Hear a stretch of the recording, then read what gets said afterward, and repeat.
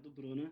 Sem mais delongas, a gente começa pontualmente às 18h30, a primeira atividade desse Conecta 4530, com a nossa companheira Mônica Elis, que é do Rotaract Clube de Araguaína. A Mônica é acadêmica de psicologia, instrutora de espanhola, instrutora de língua espanhola. Ela também é associada fundadora do Clube Araguaína, né, 4530, vice-presidente na gestão 2017-2018, presidente na gestão 2018-2019, instrutora distrital 2019-2020 e ocupa agora a função de diretora do Conselho Distrital de Oratória na gestão 2020-2021. Certamente a Mônica traz uma bagagem inspiradora para todos e para todas e com certeza esse webinário vai ser de grande aprendizado para todo mundo. Deixo somente um recado para a gente, antes de a gente passar para a Mônica, para vocês terem em mente. Esse ambiente virtual vai ser o mesmo ambiente que usaremos para fazer os treinamentos daqui para frente. Hoje a gente vai ter os treinamentos de presidência e de secretaria. Peço a vocês que, à medida que a participação da Mônica for rolando, que vocês façam simplesmente uma alteração no nome de vocês. Aqui no canto, se vocês clicarem em mais, vocês conseguem renomear. E eu peço para que quem for participar do treinamento de presidência, insira o dígito 1 na frente do seu nome. Então, presidência 1 e secretaria 2. Vocês colocando esses dígitos na frente vão ajudar a gente muito na hora de separar os grupos. Do mais, desejo a vocês uma excelente reunião e, Mônica, o Distrito 4530 e o Brasil te aguardam. Por favor, fique à vontade. Boa noite a todos. Eu sou a Mônica, vocês já conhecem. Vocês estão me ouvindo bem? Alguém pode me confirmar aí, por favor? Sim! Gratidão. É uma grande honra, né, ser a primeira a apresentar o webinário aqui no Conecta 4530, que, como já foi dito, é um evento que a gente tem sonhado muito. E eu queria aqui agradecer a equipe distrital 1920 e a equipe distrital 2021, né, agradecer e reconhecer todo o esforço que tem sido feito para que esse evento aconteça. A gente sabe que não é fácil, que é tudo muito novo para a gente, né? E agradeço também a confiança de vocês para me convidar, né, para falar de um tema que para mim, eu vejo como um desafio e como de alta complexidade, né, que é resolvendo conflitos internos. Eu vou tentar compartilhar aqui com vocês o slide, eu espero que minha internet colabore, porque senão, vamos ver que isso dá certo.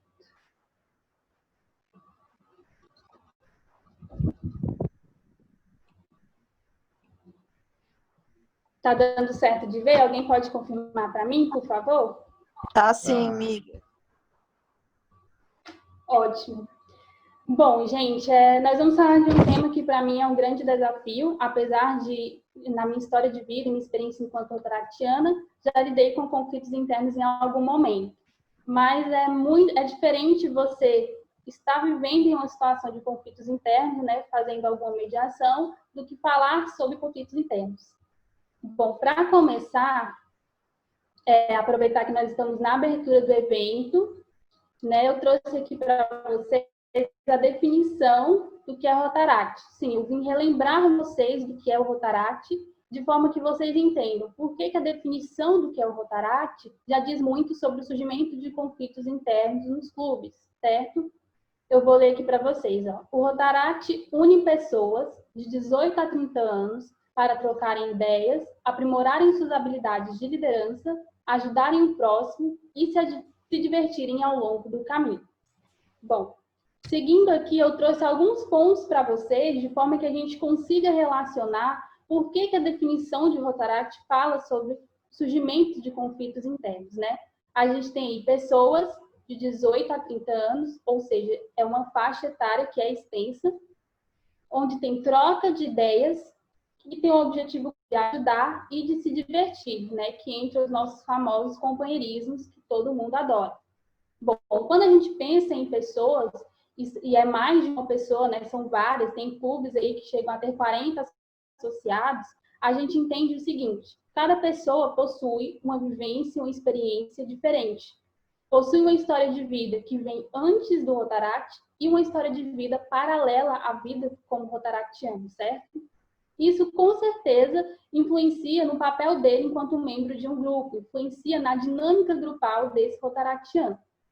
Bom, entendemos, então, que possuímos individualidades e possuímos identidades que são diferentes.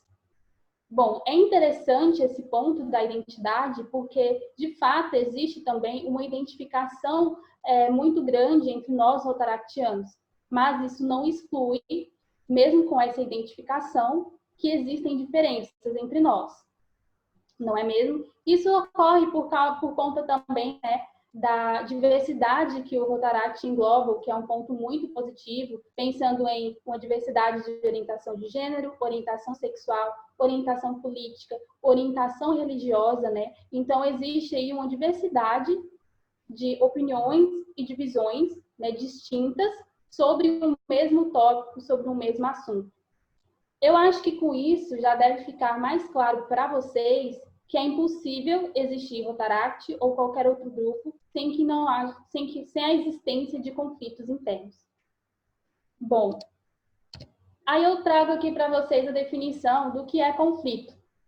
O conflito, ele é parte componente da interação humana, ou seja, onde tem seres humanos, onde tem pessoas, onde tem gente, vai ter conflito. Não adianta.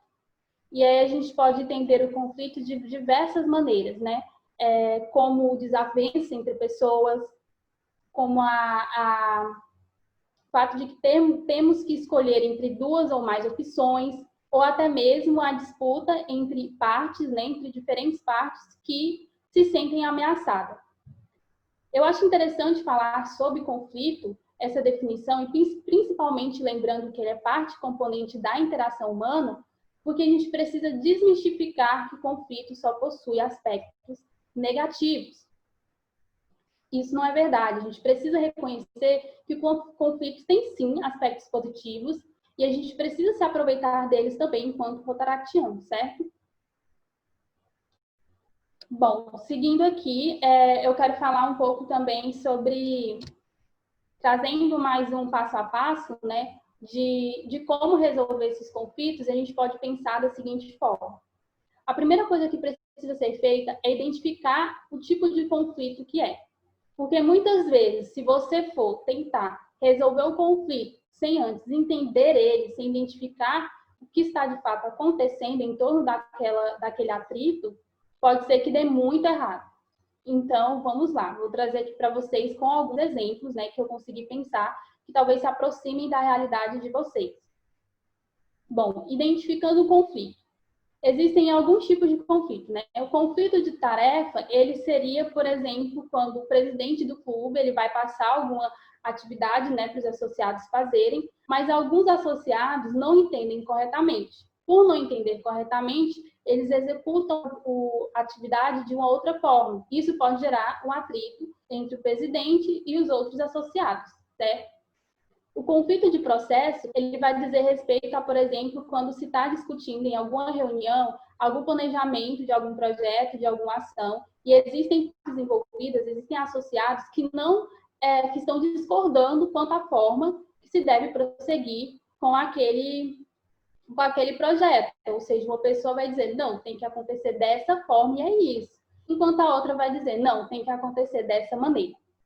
E, por fim, o conflito de relacionamento, que é quando pessoas com personalidades diferentes acabam tendo atritos, ou seja, existe uma incompatibilidade, né, de relação interpessoal. E o exemplo que eu trouxe é o seguinte: vamos imaginar que no clube dois companheiros passaram a se relacionar amorosamente, viraram namorados. E aí eles tiveram uma briga e terminaram. Houve então um conflito. Só que esse conflito de relacionamento deles acaba impactando o clube, o funcionamento do clube de alguma maneira.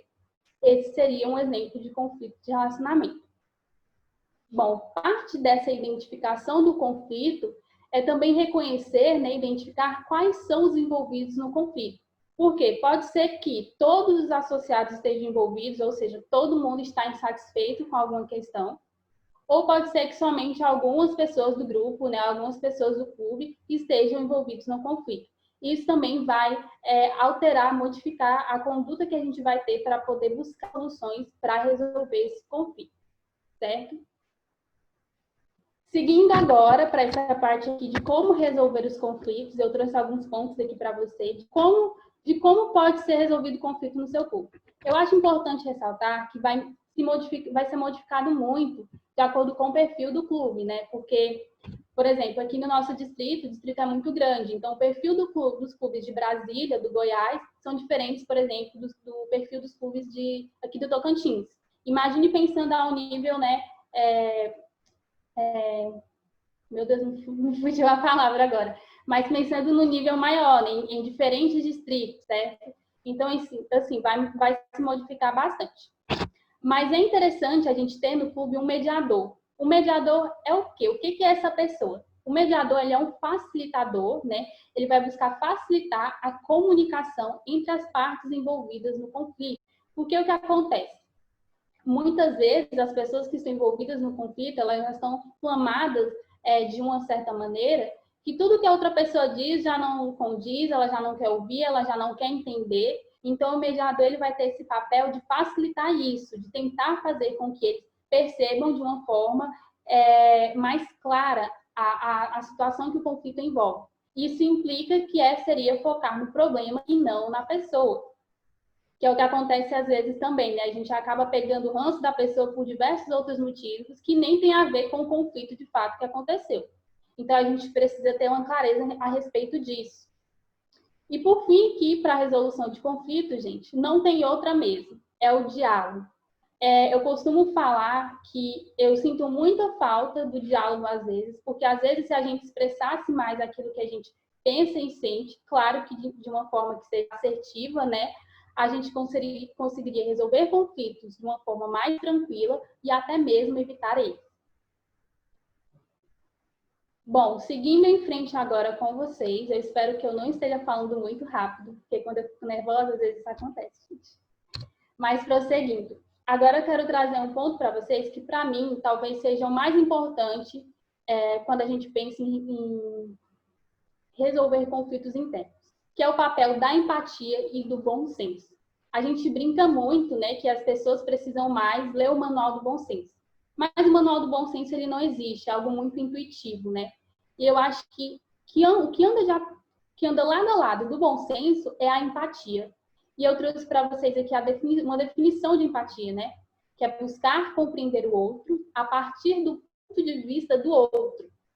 Buscar vivenciar e compreender seus sentimentos e emoções como se fosse ele.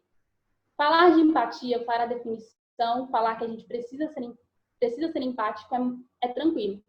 Agora, você ter uma compreensão empática sobre o outro, aí, meu amigo, já é outra história. Então, por isso que eu trago aqui para vocês que isso é um exercício. Não existe uma fórmula mágica do que é o bom senso ou do que é a empatia de fato. Mas é um exercício que a gente precisa fazer diariamente. E sempre estar atento enquanto pessoa em relação a isso. Quando você trata com o outro, né? Na psicologia a gente aprende muito isso porque a gente trabalha com o outro. Mas eu acho que todos nós, enquanto seres humanos, precisamos disso. Quando a gente trata com o outro, a gente precisa sim ter um olhar empático e ter um bom senso. Até porque a gente muitas vezes não sabe o que a outra pessoa está lidando. Às vezes a gente se envolve em um conflito sem querer. Você diz algo com a intenção, a pessoa interpreta de uma forma errônea, né, o que você disse e acaba surgindo um conflito. Então a gente precisa se colocar no lugar de o que será que está acontecendo com essa pessoa? Será que ela está passando por alguma dificuldade pessoal, algum problema familiar, né? Então, isso é algo que eu sinto que às vezes falta muito nas pessoas. E eu sei que não é fácil, é difícil, é um desafio. Eu coloco, inclusive, o meu na reta, né? Porque é um exercício que a gente tem que fazer constantemente e diariamente. Seguindo aqui, eu trago para vocês a palavra cuidar. Gente, cuidado, cuidado, cuidado, cuidado. Tem uma coisa que eu sempre falo no meu clube, acho que o pessoal está cansado de ouvir isso. A gente precisa ter cuidado com a forma que a gente diz as coisas para outra pessoa. Principalmente nós, juventude, que estamos o tempo inteiro nas redes sociais e no WhatsApp. Às vezes não é o que a gente quis passar, às vezes é a forma que a gente digitou aquela palavra. Então a gente precisa ter muito cuidado em relação a isso, principalmente levando em consideração o momento que nós estamos vivendo. todo mundo está passando por uma pressão que não é normal, que não é natural para a vida do ser humano. A gente está passando por mudanças constantes, a gente está acompanhando aí notícias frequentemente de que as coisas têm uma situação mesmo caótica, muito complexa, e isso afeta demais a nossa conduta enquanto ser humano. O nosso comportamento, a nossa resposta, ela se modifica. Então, a gente precisa ter também compreensão empática sobre isso. Você não sabe como a outra pessoa está lidando com essa situação agora, nesse momento, de ficar em casa o dia inteiro, ou de, às vezes, ter algum parente, algum familiar conhecido que está passando por um momento, que está adoentado e tal, né? Por isso que eu trago para vocês que a gente precisa ter cuidado, a gente precisa ter muita cautela, certo? E, por fim, para finalizar, é uma reflexão e um questionamento, e eu trouxe para vocês porque é algo que eu sempre faço enquanto rotaractiana. Eu sempre me pergunto o seguinte: o que me mantém no Rotaract? Por que eu quero continuar fazendo parte do Rotaract? E eu convido vocês a se questionarem sobre isso e a refletirem sobre isso. Quando a gente entende, de fato, o que é a organização rotária, o que é o Rotaract, quando a gente percebe os benefícios que ele traz para a gente em relação a desenvolvimento pessoal, desenvolvimento profissional, desenvolvimento de habilidades de liderança, a gente consegue ver além do que, às vezes, aquele problema se apresenta no primeiro plano para a gente, né? Então, eu acho que quando a gente se encontra numa situação como essa, de conflito, quando a gente faz parte de um grupo que está passando por dificuldades, quando a gente está envolvido em um conflito também pessoalmente, a gente precisa se questionar acerca disso, porque isso pode facilitar para que a gente encontre uma saída para essa resolução do conflito, certo?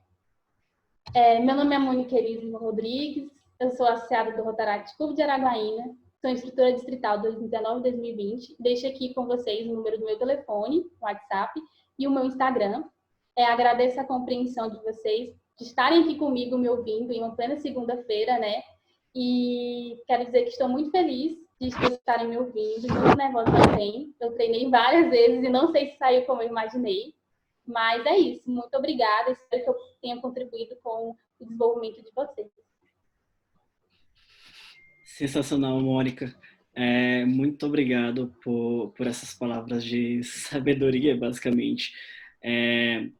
Eu também estou no clube já há alguns bons anos e realmente bom senso e empatia são exercícios que a gente precisa exercer todos os dias, sobretudo fora do Rotaract, para que a gente consiga trazer dentro do nosso ambiente, né? Muitas vezes a gente, né, jovens, enfim, a gente é consumido por todas as pressões externas, por todas as demandas dos nossos cursos, na nossa faculdade, no nosso trabalho, e a gente acaba, ainda que instintivamente, traduzindo todas essas pressões para dentro do nosso clube.